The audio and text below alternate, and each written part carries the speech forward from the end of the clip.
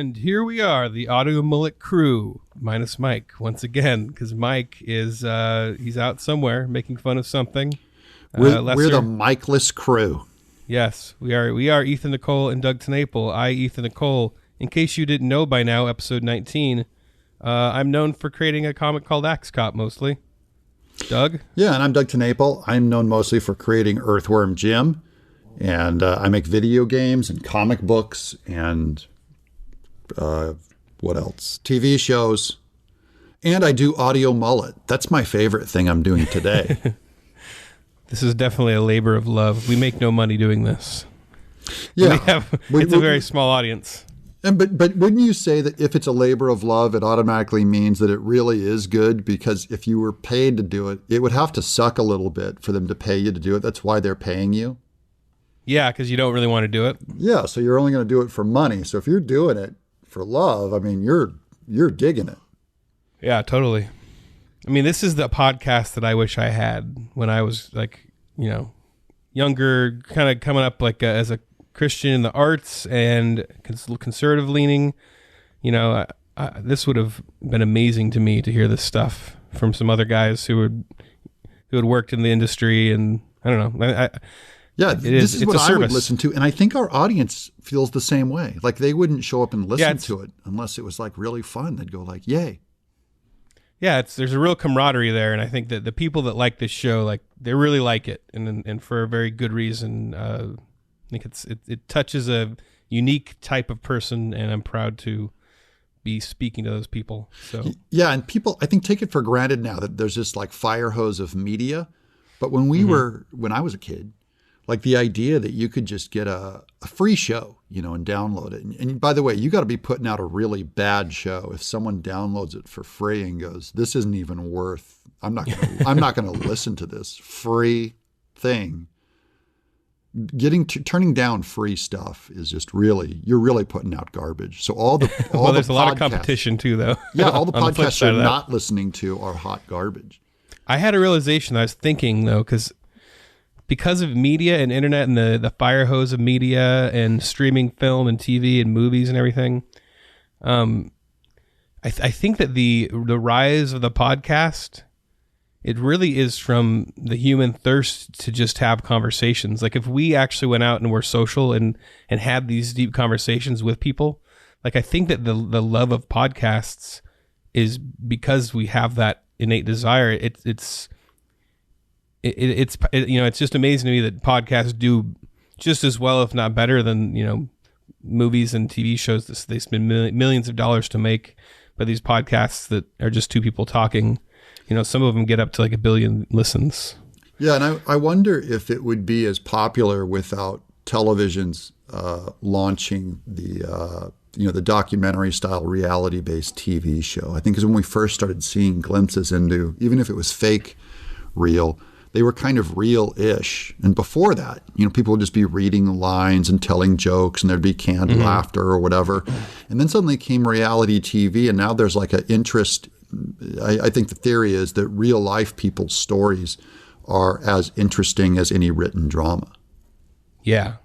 But I think if you release these podcasts to, pre-TV, maybe even pre-radio, they'd be fascinated by the technology maybe, but I don't know that they would have I don't know if they'd have as much of an interest in sitting and listening for hours because they've already got that. Probably they're talking. They talk a lot more. Oh yeah. Everyone was doing their own real life podcast without recording it. They're like, I live a podcast. Exactly. Yeah. That'd be way more interesting just to do this all day with real people. It'd be interesting to start some kind of a club called Real Podcast, where it's just this crazy idea of going out and everybody talking in real life. They'd only be interested in it if it was called Real Life Podcasting. Yeah, Real Life Podcast. That's how we trick people into going back to reality from the Mullet days, which is why we're called Audio Mullet, because we're here to defend some unpopular or out-of-fashion notions. Right. That's a great transition to this week's topic, which is going to be kind of a rehash of some of the stuff we talked about, but we're going to focus in on the idea of the search for manliness. And especially if you're, a lot of us artistic leading guys, we get raised up a little effeminate or we even just are more feminine, and then we also feminine being a bad thing for men. Yeah, I mean, I think there's good and bad. There is some feminine traits. There's feminine traits that are, obviously good. Compassionate and stuff like that. Like when we nurse our babies, like when we nurse them, give them milk from our breast. That's a very positive feminine trait in men. Well, yeah, but the babies really have a tough time with a chest hair. You know how you're a little bit disgusted by me even saying that? Yeah. That's how I feel every time I hear a fellow dad say, we split the diaper changing 50-50. I go, oh, okay, yeah. And my wife and I, we split the breastfeeding too. And they're like, nah. And I go, yeah, nah, exactly. Gross. Weirdo. Okay. So in our search for meaning and manliness, because I actually think men who do not find manliness are disconnected from meaning in life. That's my theory. Oh, man, I left my phone's message thing. Dude, bro. Oh, man. Ow, my unprofessional. back. I'm so old, I'm getting off the floor from where I'm recording. He's sitting on the floor surrounded by cushions. Let me turn this crud off. It's only my kids. Okay. Oh, I'm back. I'm on the floor.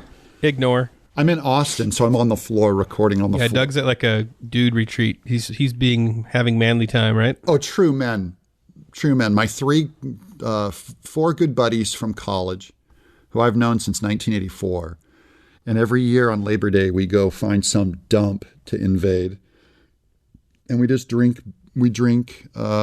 libations. And we have cigars and pipes and cigarettes.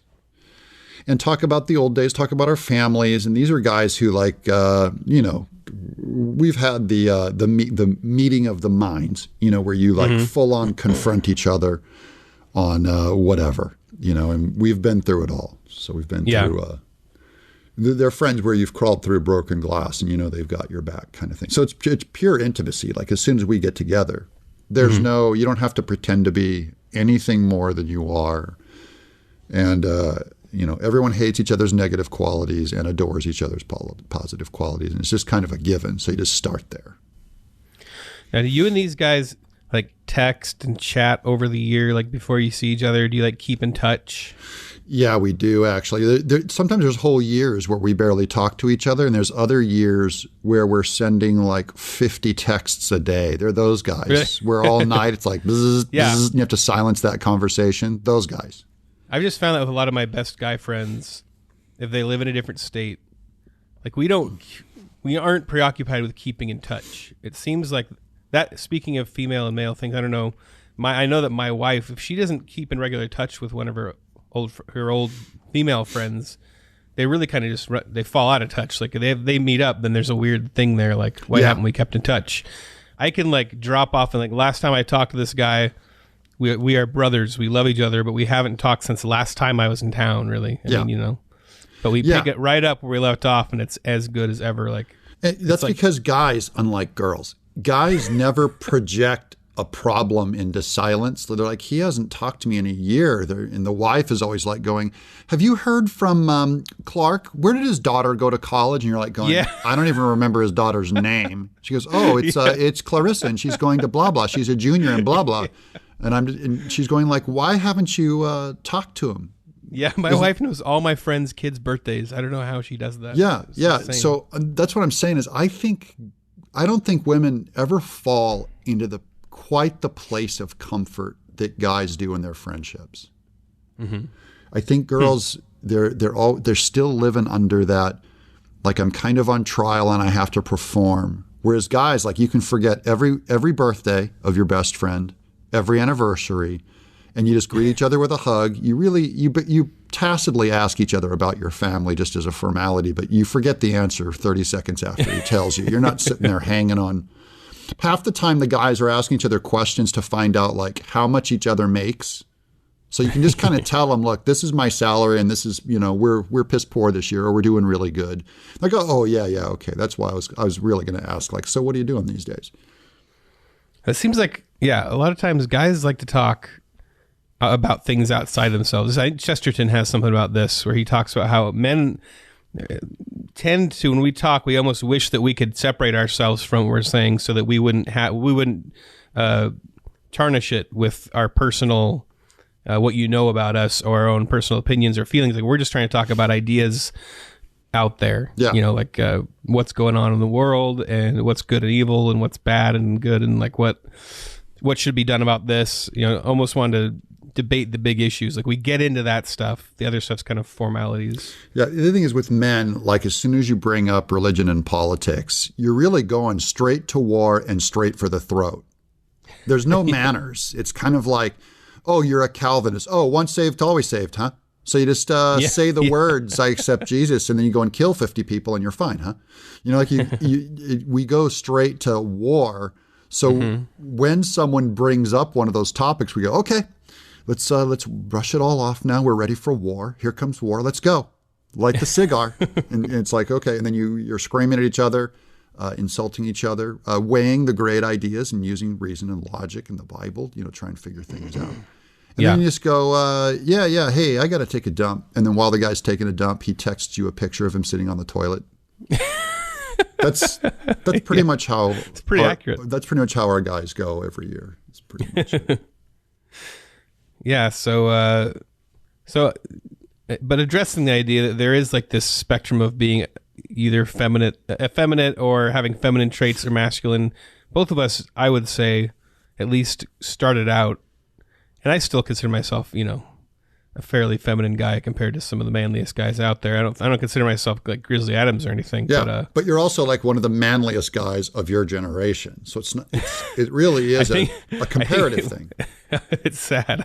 Because Mike Nelson's one of the manliest guys we know, and he's like, I'm a nothing. I'm the vagina monologues compared to my dad. He's like... So all of us feel like we remember the generation before, and then you see the next generation come along and you go like, how is this? The new generation always looks like a blind cave salamander, like this blind thing. It's all pink, albino, totally exposed, lives in a cave, can't see, has these really spindly thin legs. And you go, how can that even reproduce, much less if it went out in the sun, it would just die on the spot. How does that thing function? That's how all the old people see the next generation. They're like naked mole rats and blind cave salamanders. You're going like, what the hell? My grandfather was a freaking armadillo. He was a walking tank. An armadillo. Yeah, to use an animal. Like a rhinoceros or something. Yeah, like a rhinoceros. That's so nowadays I think I see a real crisis in manhood, and therefore a crisis in meaning from the youth, because they don't have that kind of fraternity of comfort and comfort in your own skin that you had, that true manhood brings. Like I just see them all as like, it's like they don't believe in anything. The Pew Research always asks them like what their thoughts are on religion and politics, and they're nothing. They're nuns. Yeah, they put in none.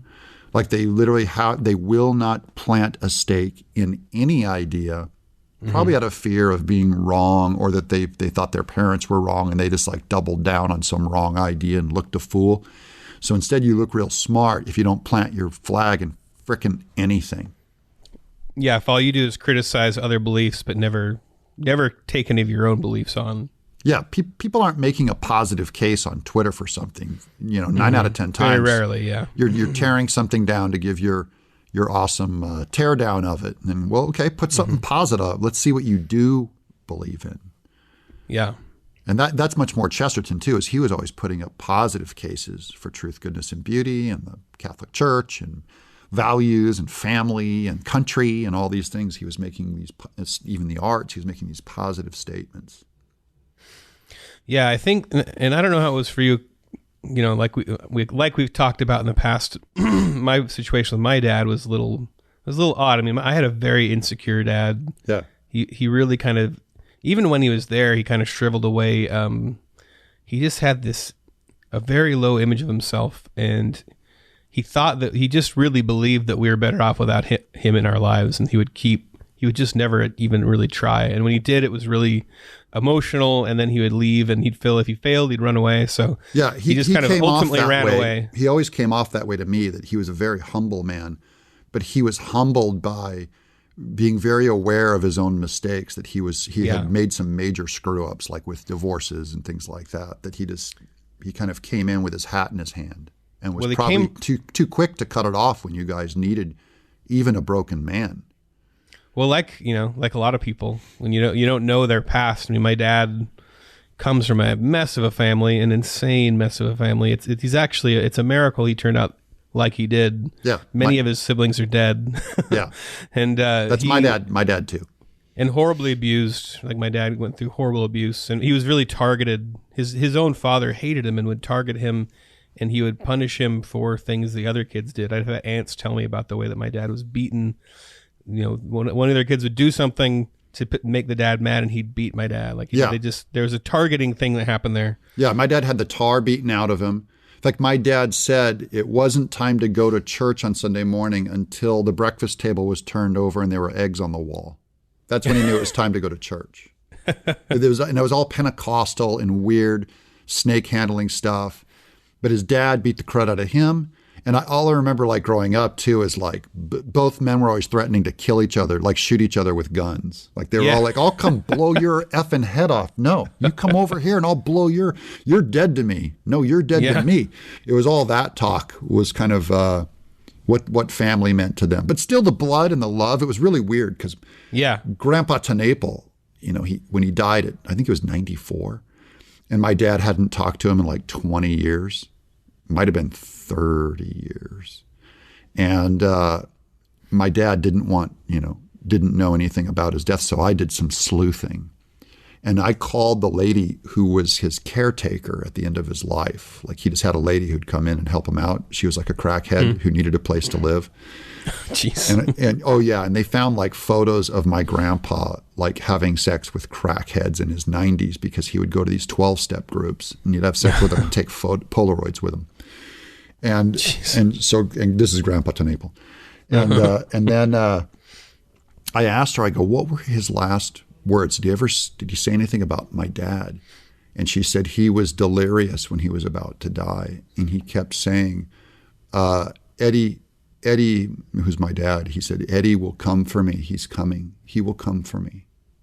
And I just thought it was weird that after all these years of them being estranged and hating each other's guts, on his deathbed, he was thinking of his son. Wow. Yeah. I mean, and so getting back to my dad, that was just like, he disappeared when I was like 11, and I really didn't have a dad in my life from that time on, and I had a very angry mom, very embittered towards men, and so I had and culturally, we grew up in a culture that was, the feminist stuff was really starting to seep in. And, feminists hate men. Yeah, and so they the idea that manliness. You're going to become this horrible thing that is a man. Yeah, there's nothing worse today. If you're born a normal white male, you're screwed. You're the most hated guy only by the snobs in culture, not by real people. Real people are very comforted by your existence, but snobby people are just, you're no good. So what was it like? So you didn't have a dad, and I think a lot of our listeners, every son has dad problems, right? Mm-hmm. Everybody. George Lucas, who was quoting Joe Campbell, on The Hero of a Thousand Faces, said, "Every son wants to murder his dad and have sex with his mom." I thought that was more revealing about Joe Campbell than anything else. But just the idea that I think every son knows turmoil with his dad, because at some point you go from being a dependent to going like, "Hey, I'm ready to walk in my own shoes now. I'm ready to be the man of my life." Mm-hmm. And there's always that point of conflict with the dad who's watching you try to pay rent or try to have a living or try to, have a family or whatever. And he's like going, look at this albino cave salamander over there trying to get through life. Good luck. Yeah. Yeah. Well, that's the weird thing for me, is my experience wasn't like that. I never felt pressure from my dad. I never felt any kind of intimidation. It was always just kind of, actually really early on, when I knew that he might spank me if I got in trouble, and when he got home from work, then there was some intimidation there. But that was short-lived. Did you ever feel his pride, like his laying on of hands of you, of the blessing of like, you done good, son. You're my son. Yeah, the weird thing about my dad was he was always so repentant and he felt so bad and was constantly apologizing for how bad of a dad he'd been, that it almost felt like everything he said fell into that. I'm talking like I keep talking past tense. I know, me too. I talk about him like he's dead. No, he's a good man and alive. He's alive, but he is like, his mind has slowed down. I think he can actually probably think about as fast as he could, but he cannot get the words out anymore. So it's been rough for him because my dad's a real talker. Yeah. And he looks exactly like your brother Isaiah, like Noah. Noah. Your two brothers though. Identical. Yeah. They look like your dad. You look like your mom. I lost my train of thought. What were we talking about? Meaning, manliness, finding manliness and finding meaning. The track we were on there. But so in a way, but the thing is, what we're talking about is just kind of old-fashioned values, an old-fashioned view of men instead of a new-fashioned view of them. And it exists out there. I mean, it's not like you don't have to do what culture says you have to do, what their definition of manhood is, which is femininity. Yeah, even the caricature, like that means you have to, drive a giant truck and or whatever. So that was like the late 70s, right? Men were trying to express their manliness with another false version of it, which is like the muscle car and just kind of being a burnout tough guy. Everything was. I remember my dad had a pendant or a T-shirt or something that said, "I'm number one. Why try harder?" So there's like a kind of a crassness to it. It was kind of like manhood without manners. And there's nothing manly about not having manners. Yeah. Yeah, one of the criticisms we've got from a few people who listened to our first episode, people that believe in this term toxic masculinity. Yeah. Is, and this is the one I hear a lot, is this example of, a male says, I'm depressed or I have a broken heart, or they try to express their feelings. And then society says, just be a man. And then they high five or something. It's like, yeah. And doesn't that come off as a strong man though? Because totally. A straw man, I'm sorry, because we know manly men and you've come to them and said, I'm broken. And they never said, oh, be tough. I've never heard that ever. So that is just like a fake. It's a total cartoon. It's a straw man, easy to knock down. The idea. And the idea that that's somehow part of masculinity to treat somebody that way. Not in my experience with good men. Yeah, never seen it. Yeah, it is. So that's why we dismissed it. So I mean, I don't know. I'm very scattered this morning. Yeah. Well, what's weird is that sentiment exists on the left too. Like, if you find out you have a gay son and you go, "Hey, why don't you try going straight?" And then the left will say, "No, you should just man up and just accept your kid for what they are." It's like the same sentiment of kind of that brute lack of compassion or lack of understanding for the person is still there. Mm-hmm. It's just it's not there in the straw man form that they claim. It's much more in how they end up doing things. Of just man up is kind of a just turn it all off and go with reality. And they're the ones who say it far more. That's total. I mean, when you see the way that the responses that anybody, a white conservative male, they make a controversial they say something on Twitter, you will just see this flood of comments that are in that tone of voice. Oh, boo hoo! I'm a rich white male. Oh, brutality. Oh, just cry tears of oppression. You white male. So it's the same. It's the same guy wearing the tank top, driving the muscle car in the 70s. Look how cool I am. And they're just like, man up. The Bible's false. Accept it. Yeah, deal with it. Deal with it. Oh, you genius. Oh, you macho lefty, macho feminist. Yeah, so I think that's one thing I realized when I was writing Bearmageddon, which I originally set out just to write because I thought it'd be cool. the guy, a bunch of kids in this middle of this war with bears, and they get caught up with this manly guy. But I realized when I was writing it that I was really, really writing about me, because the kids in Bearmageddon, the young people, like teens, are really representative of like Portland, Oregon, and the manly guy and the other kind of culture that's around them is representative of small town Oregon, where I came from. Yeah. And those are the two crowds. That's your Dickinson Killdeer character. Yeah, Dickinson Killdeer is this during the bear outdoorsman. apocalypse, when bears come to eat us all, he's really the only one capable of surviving. Right, because he's just been living out in the forest with a Bible and a Boy Scout handbook. But yeah, I realized that my character didn't have much of a relationship with his dad growing up, and he's just trying to figure out what is a man. And he has these friends that surround him. One says punch everything, one says save the environment, and one just says smoke weed. Yeah. And so he's just surrounded by all these guys that have these different kind of false versions of manliness. Yeah, so it's a documentary. Very good. Yeah, exactly. It's true. only really the only ones that are really there, they are pretty much all just saying smoke weed. It's pretty much all of them. Smoke weed, man. Weed. Weed is the answer to everything, Ethan. Haven't you heard? Apparently. It's like the cure for cancer and the cure for schizophrenia and cure for sexual impotence and homelessness and PTSD. Get the pot going. You rub it all over your joints. Rub the joints all over your joints. We're going to do that. Pot, weed, mother effer, weed is everything suddenly. It's like, but okay, cool, because I'm going to smoke this cigarette. You're smoking a cigarette. You're going to kill yourself. You're going to destroy your lungs, and the secondhand smoke is terrible, and the cigarettes. But what about weed? No, sell it at the gas station to children. A little extreme. Barely. Yeah. Every parent would rather find out that their kid is smoking pot than cigarettes. If they found out their kid was smoking, or your kid was caught smoking, if they say marijuana, the parents are all, yay! And if they go cigarettes, they're all, oh, no, I'm a failure. What did I do? Maybe, yeah, I don't know. Yeah. I guess it's generational. I want to see a Pew Research, because I would bet it's about 90-10. It's probably, yeah.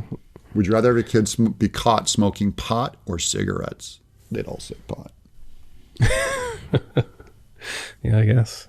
I don't have a strong opinion on weed. So weed. This is your track, off track. Yeah, but I can convince you. Just notice all the assholes who are for it. That should tell you everything. It has all the right enemies and all the wrong allies.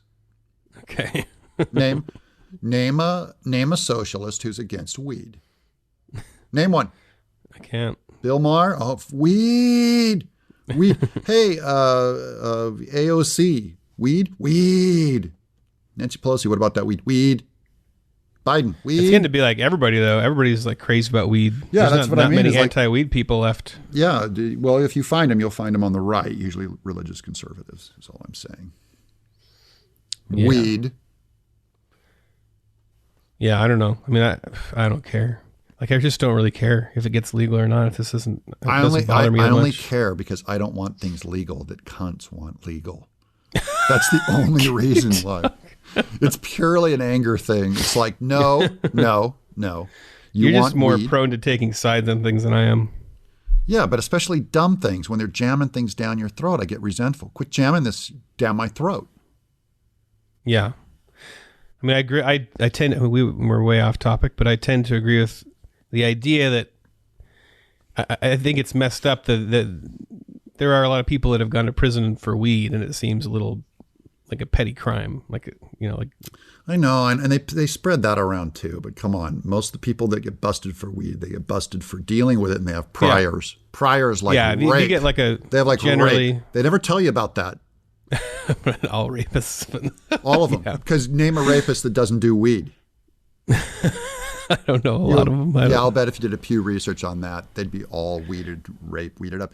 And now, like car accidents involved with where they're testing as high on weed is going up by like 40% over the last year. So everyone's happy. Good job. This is the answer to everything. Weed. Yeah. Weed. So, anyway. Anyway. Did we figure out this manliness thing or not? I know where we're headed with that.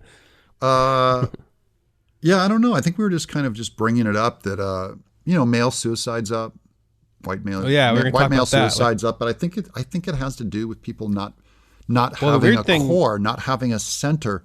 We're schizophrenic in our own bodies. These kids, they don't know the Pew Research is also saying, like, that's the third time I've mentioned Pew Research now. It's like they're funding the show or something. But the kids they're not as religiously inclined anymore. So they're not as into God. They're more into nuns. They don't have the goal of reproducing, of getting married, having family, and they're not patriots. Those are three manly characteristics: get married, reproduce, be a patriot, believe in God. Yeah. Yeah. One interesting thing is that, because you talked about how suicide is rising in men. Actually, it's rising in females like exponentially recently. And I think that probably has a lot to do with maybe social media, but also probably connected to the idea that there's this worship of the feminine that's kind of happened. And maybe I don't know if that's connected, but. Oh, I would far more connect it to the men. I actually connect it to, I think because the men are disinterested in long-term relationships with women, that they're probably feeling even more discarded. Like before, they were like mere second-hand citizens going like, I'm going to have to just raise kids and be in the kitchen. And now I'm going to find my meaning at this job. I'm going to get a career and all my education. And they get it all. And they're like, life sucks. There's no meaning. They're trying to find meaning outside, and all the men have abandoned their duty. They're not even being pursued. They don't even get a good cat call. A beautiful woman walks down the street, doesn't even get a good cat call anymore from a construction worker, and she's going like, I'm going to hang myself. That's what I'm going to do. Because we need affirmation from each other. Who needs affirmation more than women? Yeah, they need to be known that they're beautiful and wonderful, and men don't feel comfortable. They're not allowed to say it anymore. To which I tell men, like, you got to say it. Mm-hmm. Yeah, I mean, it's another one of those things where the good side of a thing has been lost. It's like throwing out the baby with the bathwater, because there's been offensive men shouting offensive things at women. Like, men just need to shut up. Like, and I think men need to catcall more. So next time you catcall a woman and she walks up to you, I've never been a big cat caller. I'm going to be honest. She puts her hands on her hips and she comes out in her man pants and she's like, "Excuse me, that's terrible behavior." You say, "Listen, lady, I'm just trying to save your life. Don't go home and hang yourself right now. I'm complimenting your amazing beauty to save your life. It's for you." You could do like a very C.S. Lewis cat call. "You are as glorious as the purple sky." I don't know who you would say. I can't think of a quote. That's what all construction, they should be yelling that. And that's what a wolf whistle shorthand for is. They're yelling, "You're as glorious as the purple sky," is what they should be calling that out. And she'll go over, "Excuse me. Maybe your sky's purple. My sky is covered in rusty nails. You're still beautiful. You're still wonderful. All of mankind hinges around you and your happiness. We just want to make you happy and give you a roof over your head so you can build a nest." It's like, "No, I'm going to go work for Burns, Stairs, and Stearns, Bear, and Stearns, where I have to fetch my boss coffee." Yeah. And they have to all pretend like every ignorant thing that falls out of my mouth at the brainstorming meeting is an act of brilliance. Then she goes shopping for rope. Dark. "I got to go to the Home Depot." "Oh, really? You're a woman. You're going to repair the back porch?" "No, I'm buying some rope." I don't know where to go with that.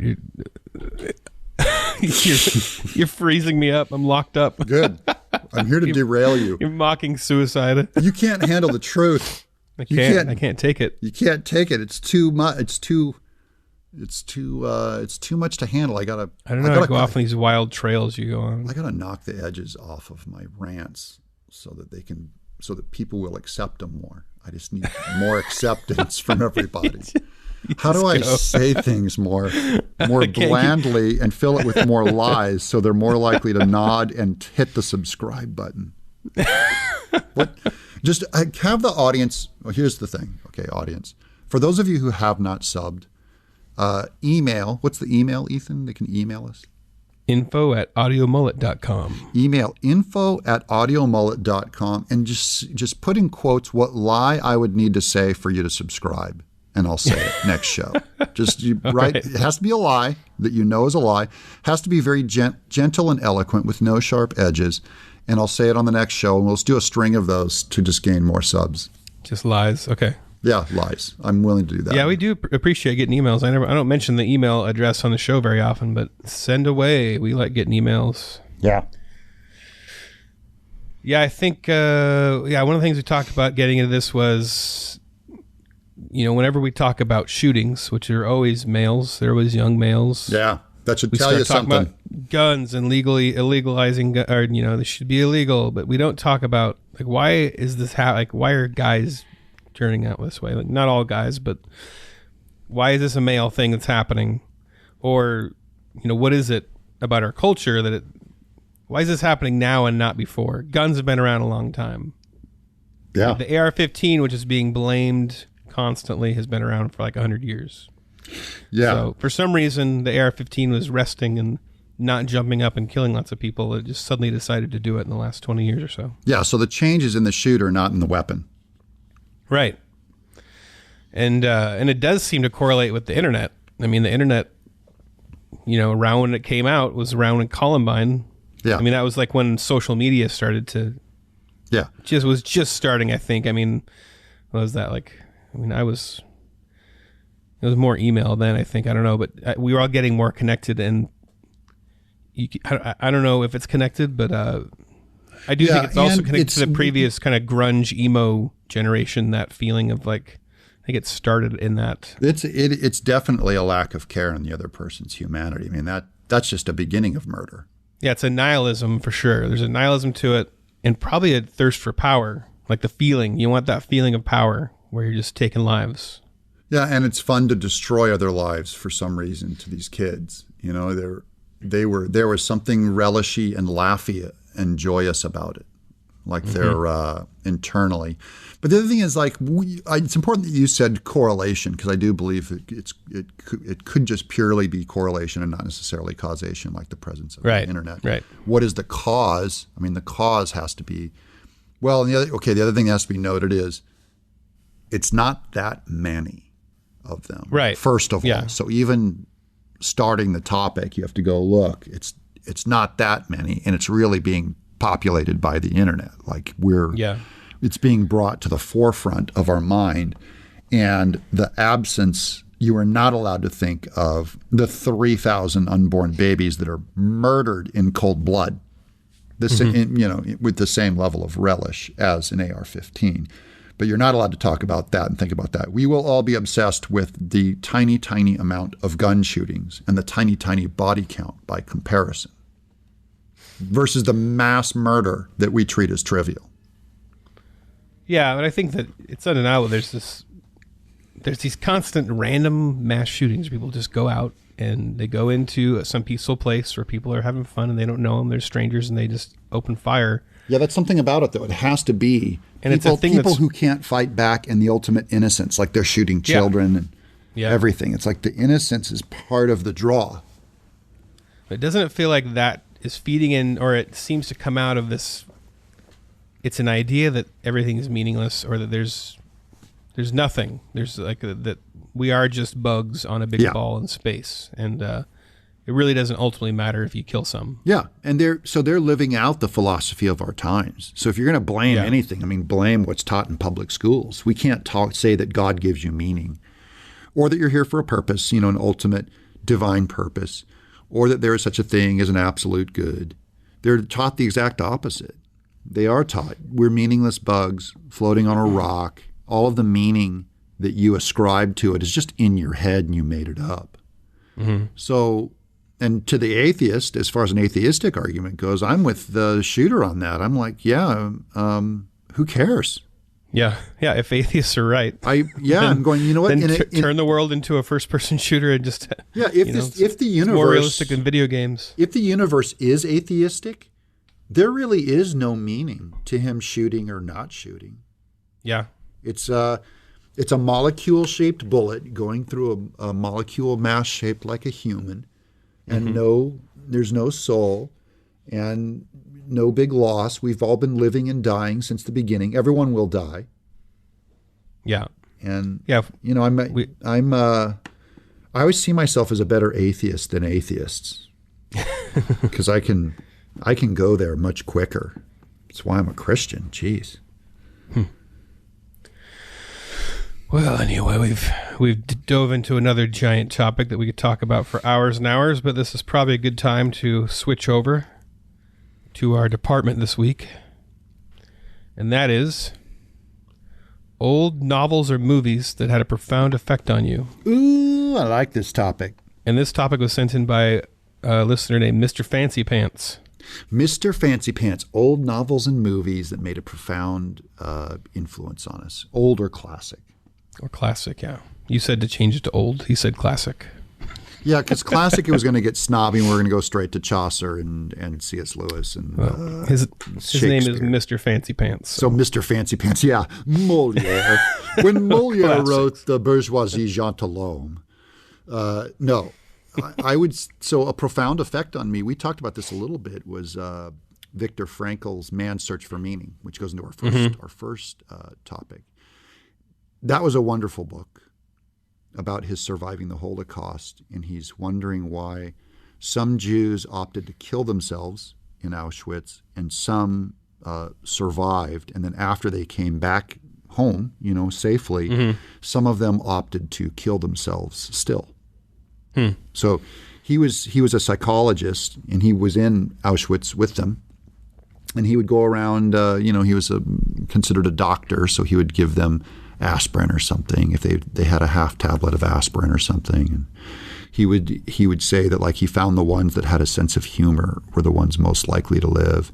The ones who had something to live for, like giving themselves away to another person to have a struggle and a fight. And then the ones who stopped living, it was almost always by choice. They could choose not to live there. Like, the grief got so great that if they just made one wrong move, or even some were so sickly, they just chose to die, and they just died on the spot. Yeah. Like, that's how close to death they all were. But that book really profoundly changed me, because his big thing is it doesn't matter what evil people do to you so much, because they can take away a choice of yours, whether if you want to go through that ordeal or not, they can force you through it, but they cannot truly control your response. They can't take away your freedom. That was, and it's, the case he makes is so profound that it really is life-changing. And this is one of Dennis Prager's favorite, most influential books for him too, and that's really where I got the idea to read it. That's where I've heard of it. I did start it a long time ago. I've never got. I really kind of started it one night and then never picked it back up. Yeah.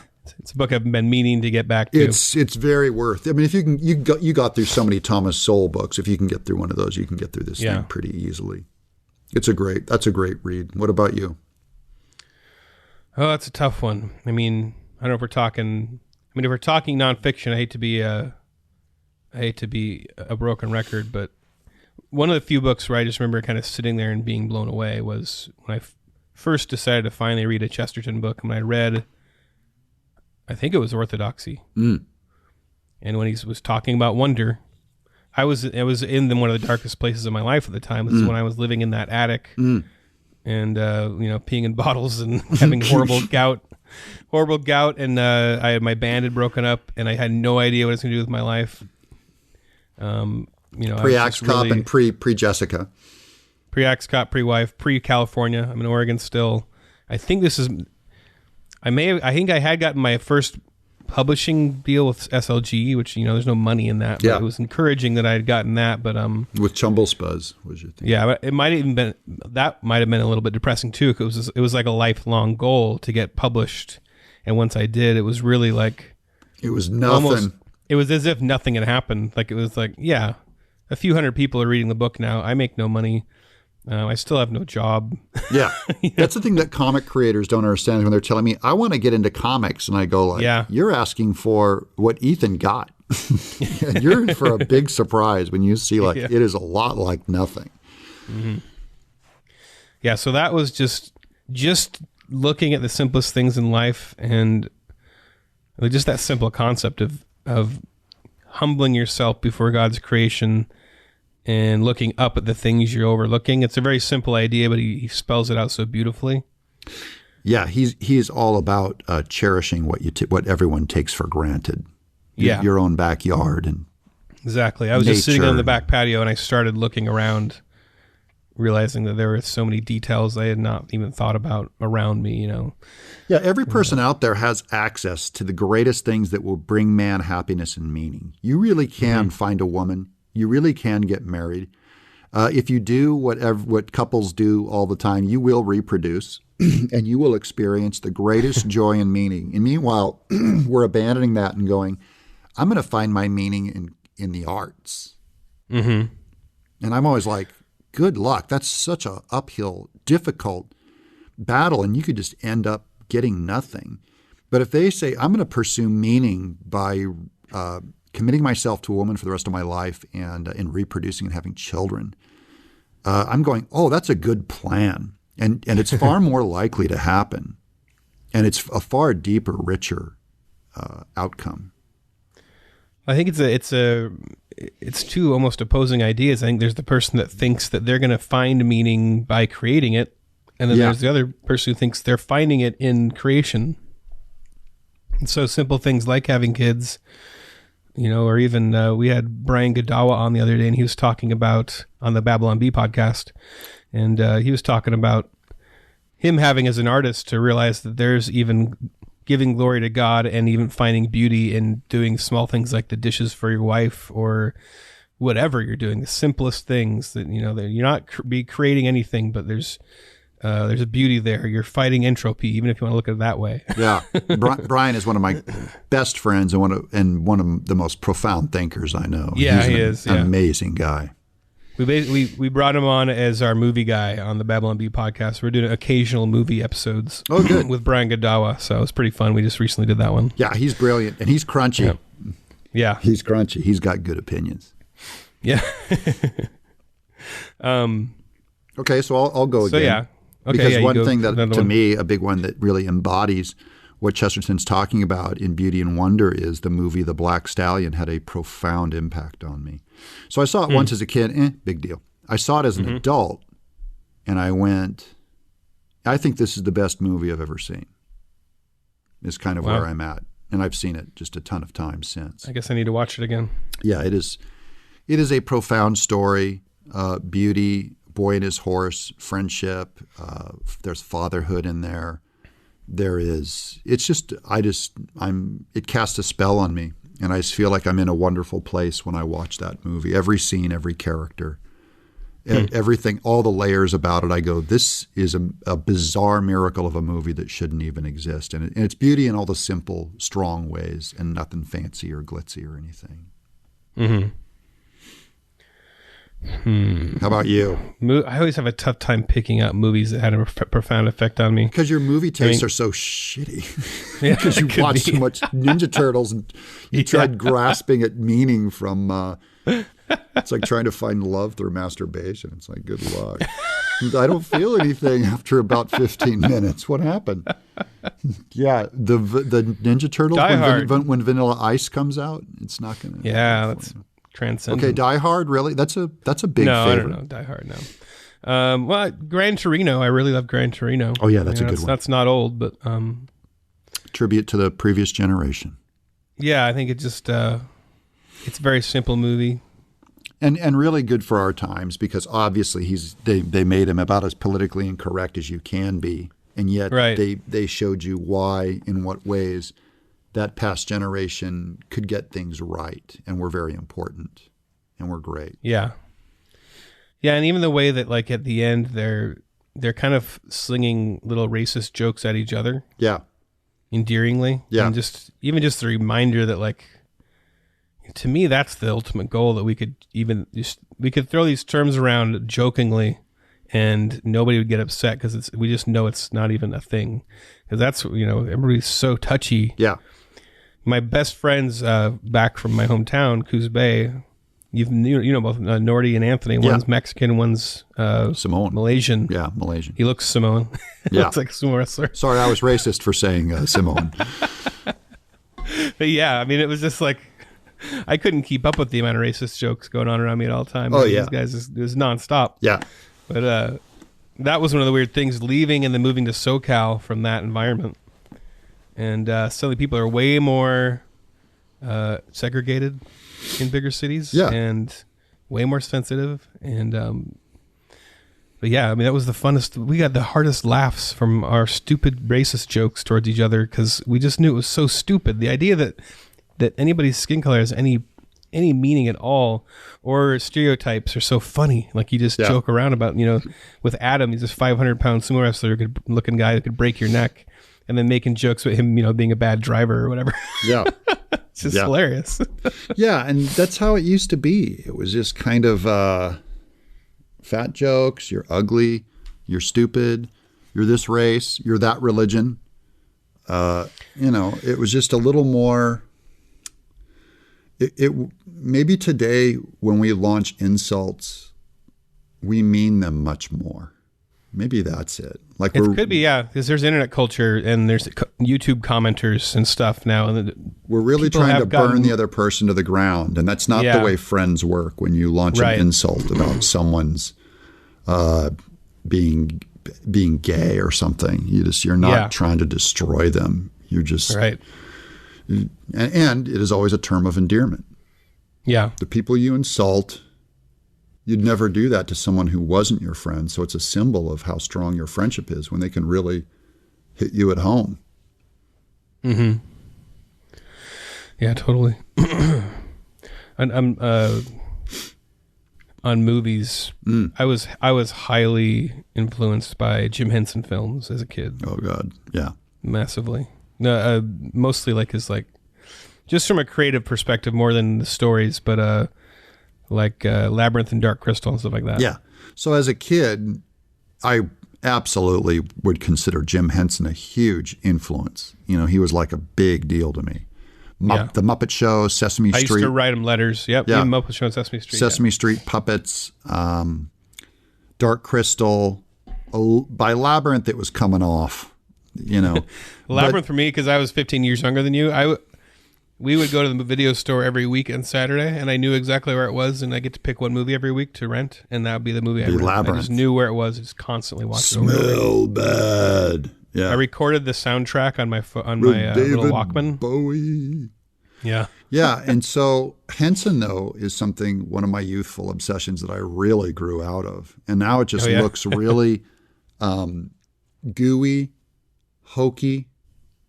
Like Dark Crystal just comes off as like a totally, it feels like it was written, it was written in the 80s during the height of the New Age movement. Now it just feels like a giant New Age apologetic with the giant crystal. And giant earth crystal. And all the gelflings and all that are just so wimpy. And that's true. Yeah, they're super femmy. Yeah, and so it just feels so ungrounded to me. Yeah, for me, it's almost just more aesthetic. I just love the imagination of the creatures. But I totally agree. Netflix made a new Dark Crystal series, and I tried last night to watch some of the first episode. And I was like, I have no interest in watching this. I would rather, if they just made a book of all the art, I would love to flip through that. But to sit through this talking, just not interested. Yeah. Yeah, and so I feel like I kind of grew out of Henson. And really what was holding all his stuff together was kind of hippie shtick, which it was brilliant. And, hippie art has a really big influence on me because I was really into art in the late 60s, early 70s when I was first starting to draw. There was a lot of psychedelic hippie influence. That's a lot of the Muppets, come out of that world. Yellow Submarine comes out of that world. A lot of the toy designs and crazy kind of kids sci-fi stuff that came out, toys and things. But Henson just, in a way, it was just kind of too much pothead, not enough Tolkien. Yeah. That's the thing that grounds Tolkien so much is he's so old. It's like pre-World War I, in literature, intellectual, language man, just an absolute, the world's greatest mind as far as rigorous study, and a hardcore Catholic, just held it all down to earth so well that when he talks about fantasy, you're like, this is real. Mm-hmm. That's what makes it so cool. Yeah, totally. Yeah, if Tolkien had the Jim Henson, if Henson was a Tolkien guy, oh man. Yeah, and even weirdos. It's kind of like even weirdos in the past, like Lovecraft, right? Even their world is more grounded because he's a little more like, these are men on ships and all that stuff. And it kind of counterbalanced all the octopus gods. And then I would say the same thing with Frank Herbert's Dune. It's like these people are grounded by religion and culture and familiar things. And now a lot of sci-fi just feels like from Avatar, it's just like fruit on fruit, and it doesn't have deep roots. Anything else in the book category for you? Books, Moby Dick, huge influence, just blown away by the beauty of the turn of phrase and just the audacity of that work, just kind of coming from nowhere and just becoming great, even though Melville never saw it become great in his lifetime. He just kind of knew by fact it was great, but he never looked at the crowds to look at its box office, quote unquote, was never that big. Yeah. Never sold out of his first print run in his lifetime, which means it sold under 5,000 copies. And yeah, I found that amazing that he was still working at Ellis Island as just, I can't remember, he was... Yeah, he's like a book. What he was a book guy, was, like an accountant or something. Yeah, just some normal little job at Ellis Island when he died. He did not really know the classic that his book became. Yeah, so which makes it very genuine. It's really and very beautiful. Mullety. It's like I kind of like. I just like what it stands for, and when you read it, it is clearly the best book I've ever read. Greatest work of fiction I've ever read. I think Dickens has had some of that effect on me. I really had like a profound experience with David Copperfield. Yeah, it was just a very special experience to me. And it was the audiobook that I listened to, and the voice actor that he was the guy that played the I think he was the Hot Hobbit, maybe. Yeah, I know what I'm talking about. Yeah, he was the good-looking Hobbit. Yeah. He's amazing voices on his performance. Oh, I got to check that out. So good. That's very Chestertonian of you to love Dickens too. That's his number one. Yeah, he loved Dickens. Hey, I got to pee. Can we end the show? Yeah. So anyway, just the simplicity of the relationships and stuff that he brings out in it. I cried multiple times. I thought this was going to be so old I'd have a tough time getting into it, but I was all in parts of that book. All right, you sold me on it.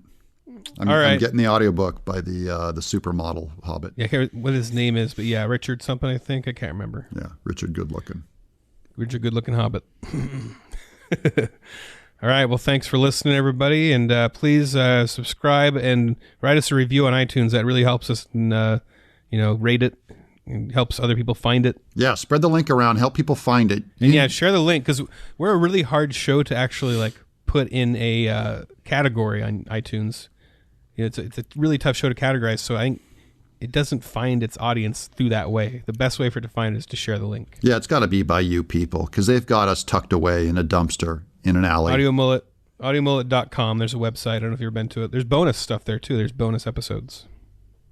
Forgettable bonus episodes. Forgettable, thrown away episodes that we didn't want to air, yeah. We were too ashamed of. You can go see what we're ashamed of. It's fun. Yeah. All right. Well, thanks, Doug, for taking time away from your man time. Oh, thanks for having me, Ethan. I'm gonna go have a cigar, and I'm gonna go have some good times with my guys. I'm gonna be buried in happy men. Sounds good. Yeah. All right. It's like a Freddie Mercury dream come true. Yes, it's raining men. Hallelujah. Yeah.